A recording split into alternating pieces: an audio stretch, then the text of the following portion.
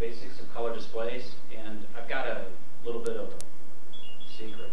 I have, part of my PM is that I have to give a presentation on something that I've done technically to kind of enrich people in my group. So this presentation that I'm giving right now is kind of one of those like test bed kind of things. But the real presentation I'm going to give is going to be many more slides, and it's going to be much more in depth. So, and since many I don't think are technical here, I'm going to kind of make this relevant for you guys. So, to start off with, does anybody know what the pattern on the left is? Anybody ever seen? Right. Does anybody know why it's there? What it's for? No? Color correction, RGB. Yeah, well, I'll explain that in a bit. On the right here, there's this, I just pulled this off of Best Buy. How many people bought TVs? I'm sure we all have. How many people have flat screen TVs? Okay. Have you ever looked at some of the specifications here and go, what the heck is all this? What's aspect ratio? What's aspect ratio? What's this dynamic contrast ratio here? What's screen refresh rate? Any of this sort of stuff is right here. Does anybody know what that is? No? Neither did I until about a year ago. So the purpose of my meeting today is to kind of give you a primer on how a display works. I'm going to explain construction, which includes these acronyms TFT, COG, what a pixel is. We get general terms in terms of size, color, brightness, aspect ratio, refresh rate.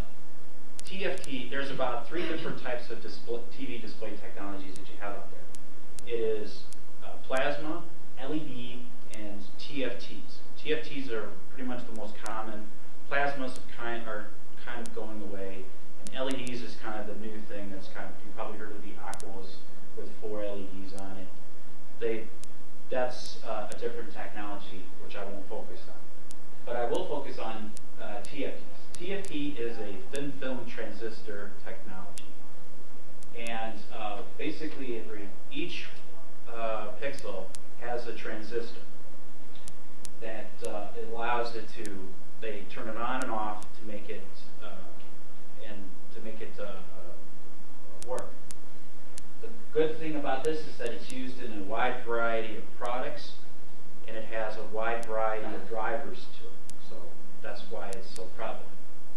There are 2 basic types of TFTs. There's transflective and transmissive. If you have, like my cell phone here, is most likely a transmissive display. What that is that it requires a higher backlight in order for it to work. When you, what was that? 5 minutes left. Okay. So what that was is that it makes it, when you look at it in the sunlight, it has to have backlight in order to work. Transflective means is if you were to turn off the backlight, you'd still be able to still see the screen. And these screen monitors that you have here are most likely transflective displays. Because if you just go ahead and turn the backlight all the way down, it would work. Refresh rate is the rate to refresh the driver. So basically, as it says right here, 60 hertz is about what people can perceive as being a difference. The screens that you saw here, at this one has 120 hertz. The reason why they have that is because it's a multiple of what movies are done. They do it at 24 frames per second, and so since it's a multiple of that, it's able to show more. The construction of it is, most of them is, there's a frame which is usually made out of some sort of aluminum. There's a backlighting which is made out of plastic. If it's a transflective display, it'll have what's called a transflector, which is just a fancy name for something that reflects it. There's a flex which would connect, which have all the electrical components which would connect it onto a PC board and all the electricals that go to the thing. There's a glass which is a sandwich. There's a long side and a small side, and then the sandwich in between that is the polarizer, and the cog, which is known as chip-on glass, which is the driver. And then over on the right here we see this is what RGB looks like, and then I have a picture here which shows the differences in resolutions. So in the case of a 1080p, it has 1080 vertical lines of resolution, and P stands for progressive scan, which means every screen it refreshes every time. So instead of it being interlaced where it chops the image up, it just refreshes every time. 16 by 9 ratio would mean, therefore, that it has 1,920 pixels in the display.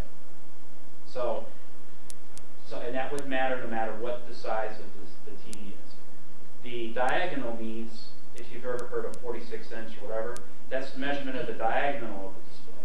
So in other words, so the pixels are the same size, there's the same number of pixels, but the size is different. Oops. This is for color coordinates. Going back to that picture, these are the coordinates that are normally in there. They're based on what's called a CID 1976, which is right here, and that's the color chart. So those coordinates, that screen that you saw, matches up to the coordinates that you find here. And the way that it's measured is with a chromometer, which I have a picture of right there. Other things that we use, like saturation and hue, are just derivatives of these this chromatic diagram. This is 1931.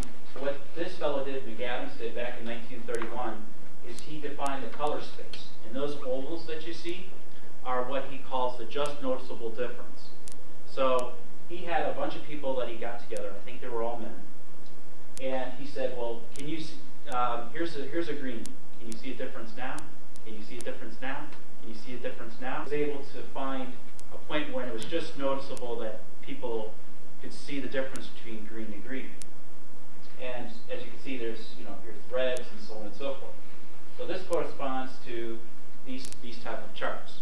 So the idea is that if you're designing a display, and you want to make all of them, you want to make sure that every display from display to display is similar. You try to make sure that they maintain these color coordinates. And then finally, contrast ratio, which was in here, right there. What that is it's measured by brightness using the same device. And the brightness is measured by white versus dark. So if you have a very bright display and you have a very dark display, back to this, so black and white, that gives you the contrast ratio. But basically, the better the contrast ratio, the better that you're able to differentiate between a black image against a white background or so on. So that's about it. Any questions? You can go on and bring closure. Okay. So anyway, so we've talked about construction of displays, and we've talked about size, aspect ratio, refresh rate, and basically how displays work. Any questions? So you've been researching this for a while now? Yes. What are you actually using it for? Well, I'm working on a new control head for a two-way radio that will. Have you heard of Moto Turbo? Yeah. We're replacing that. That's amazing. This display that you see here will be for the replacement for Moto Turbo. Okay. And it's called Beck. You probably heard of Mac.